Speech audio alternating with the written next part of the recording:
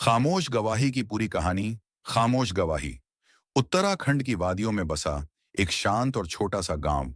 मतौली गांवों दूर दूर तक फैली, हरियाली, बरसात में भीगी पहाड़ियां और बीच में एक आलीशान हवेली। ठाकुर, जो बाहर से तो रॉयल थी, लेकिन अंदर एक खामोश डर पल रहा था।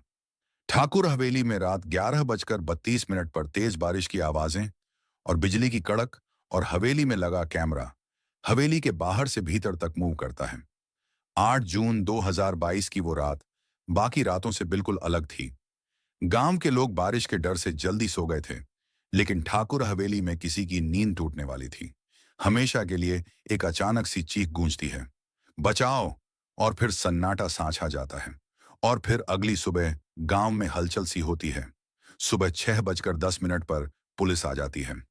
इंस्पेक्टर राणा की जीप हवेली के गेट पर रुकती है। गांव वाले जमा होते हैं। गांव की चौकी से खबर शहर पहुंची और इंस्पेक्टर राघव राणा को केस सौंपा गया। एक ऐसा अफसर जो सच्चाई की तह तक जाता है, चाहे कीमत कुछ भी हो।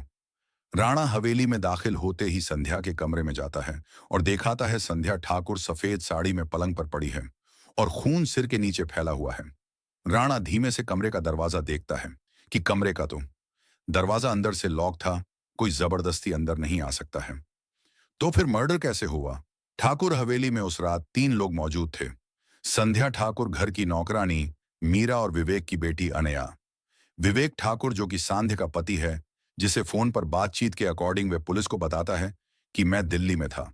रात 10:15 की फ्लाइट की टिकट है मेरे पास, और अगर आप कहें तो मैं आप वे भेज सकता हूं। राणा सवालिया लहजे में, बीवी मर रही थी और आप शहर में बिजनेस मीटिंग में थे। मीरा नौकरानी सहमी हुई, कांपती आवाज में बोलती है, मैं रसोई में थी और मेये खाना निकल रही थी। मैडम के लिए उन्होंने कहा था, आज अकेले खाऊंगी, टीवी ऑन करके। फिर चीख आई। मैंने दरवाजा तोड़ने की कोशिश की, लेकिन देर हो गई थी। अनया ठाकुर संध्या की सौतेली बेटी, 20 साल की, शांत, लेकिन आंखों में कोई छुपी बात। मैं अपनी स्टडी में थी, हेडफोन लगाकर पढ़ाई कर रही थी, कुछ नहीं सुना। जब मीरा चिल्लाई तब मैं बाहर आई। एक सौतेली माँ, एक बेटी जो जबरदस्ती का रिश्ता निभा रही थी, और एक रात जो हमेशा के लिए बदल गई। पुलिस कमरे की जांच करती है। दरवाजा अंदर से बंद था, कोई जबरदस्ती घुसा नहीं। फिंगरप्रिंट केवल संध्या, मीरा और अनिया के ही मिले। पर्स, गहने वहीं पर थे। राणा खुद से बड़बड़ाते हुए ही कहता है कि लूटपाट नहीं, बाहर से कोई अंदर आया, नहीं तो कातिल घर के अंदर ही है। जांच के दौरान अलमारी में छुपी मिली संध्या ठाकुर की एक डायरी, एक औरत की खामोश गवाही। राणा पढ़ते हैं। वो कहता है, मैं उसके रास्ते का कांटा हूं, लेकिन मैं इतनी आसानी से नहीं हटूंगी। अगर मैं मरी तो उसका नाम सब जानेंगे। राणा सख्त आवाज में नाम नहीं लिखा, लेकिन डर साफ दिख रहा है। सवाल ये है, वो कौन था जिससे संध्या डरती थी? संध्या ठाकुर की डायरी सिर्फ पन्नों का एक पुलिंदा नहीं थी, वो एक ऐसे डर का दस्तावेज थी जो धीरे धीरे उसकी आत्मा को खत्म कर रहा था। राणा पन्ने पलटते हैं। कैमरा पेज पर जाता है। अनया अब मुझसे नजरें नहीं मिला रही थी। मिलाती उसकी आंखों में गुस्सा है जो डर में छिपा हुआ है। वो मेरी बेटी नहीं है, लेकिन मैंने कभी फर्क नहीं किया। फिर भी हर रोज लगता है जैसे मैं उसके लिए एक बोझ हूं। राणा सोचते हुए, तो क्या साजिश है वहीं से शुरू हुई, जहां रिश्ते खत्म होने लगे थे। ठाकुर हवेली भले ही गांव में थी, लेकिन सुरक्षा की कोई कमी नहीं थी। सीसीटीवी फुटेज पिछले 24 घंटे का मिला, लेकिन सबसे अहम बात रात 10 से 12 बजे के बीच था।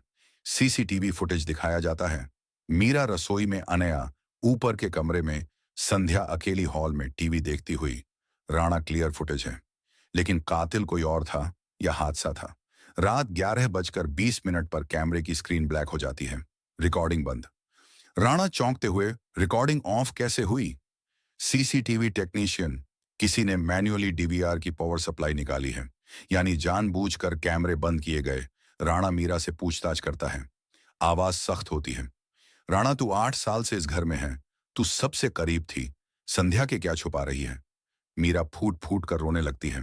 मैंने कुछ नहीं किया साहब, लेकिन हाँ, उस दिन कुछ अजीब था। अनया और मैडम के बीच झगड़ा हुआ था।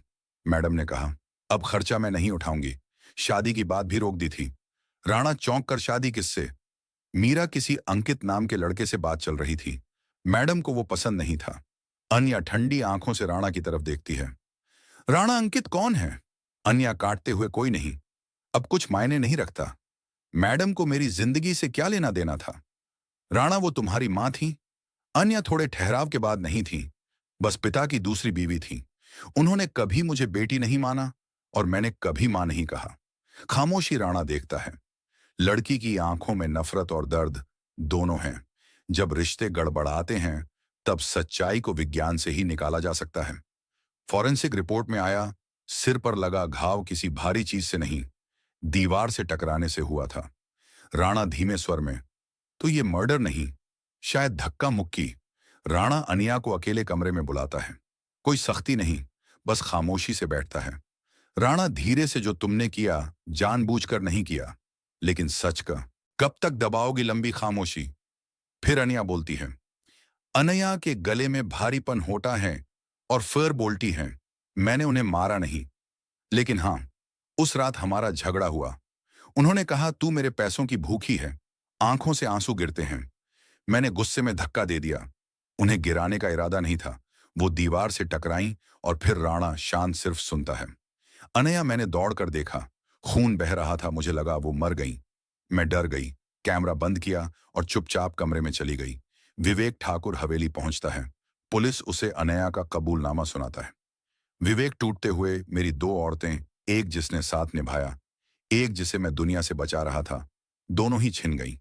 मीरा एक कोने में खड़ी है, आंखें नम। अनया पर हत्या का केस नहीं, लेकिन गैर इरादतन हत्या का मामला दर्ज हुआ। जुवेनाइल कोर्ट ने उसे 3 साल के रिफॉर्म होम में भेज दिया। लेकिन यह सजा सिर्फ कानून की थी। असली सजा तो दिल को मिली थी। कैमरा हवेली के चारों ओर घूमता है। अब वो जगह उजाड़ लगती है। मीरा पोंछा लगा रही है। दीवार पर संध्या की फोटो टंगी है। फूल मुरझाए हुए। कुछ रिश्तों की गवाही चीखों में नहीं होती, वो खामोशी में दबी होती है। हवेली के हर कोने में अब एक आवाज गूंजती है, खामोश गवाही। कभी कभी हम गुस्से में ऐसी गलती कर जाते हैं जिससे हमें बाद में बहुत